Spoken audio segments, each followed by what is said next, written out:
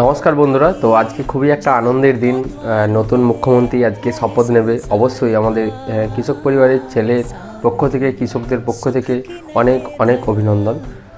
তো মুখ্যমন্ত্রী শপথ নেওয়ার পর অবশ্যই এই বিষয়টার উপর আমরা আশা রাখছি দৃষ্টিপাত করবেন যে এই বছর কৃষকরা কিন্তু তিনটি যে অর্থকারী ফসল আমাদের পশ্চিমবঙ্গে, সেই তিনটি অর্থকারী ফসলই কিন্তু মার খেয়েছে। যেমন ধরুন, আমি যদি প্রথমে ধরি আলু, তো আলুতে তো অবশ্যই মার খেয়েছে। আলুর দাম তো সকলেই জানেন, ফলন হলেও কিন্তু আশানুরূপ দাম পাচ্ছেন না। তো এটার উপরে তো নজরদারি থাকবেই। তার সাথে অবশ্যই নজর রাখবেন ধান। এবারে যেমন মনে হয় যে পাকা ধানে মই দেওয়ার অবস্থা তৈরি হয়েছে, তো এটার উপরেও আশা করি কর্ণপাত করবেন। এবং তিলের অবস্থাও খারাপ, যেইভাবে প্রতিনিয়ত বৃষ্টি হচ্ছে, আশা রাখছি যে তিলটা কিছুটা হলেও যদি উদ্ধার করতে পারে চাষিরা, কিন্তু সেই আশা কিন্তু নেই।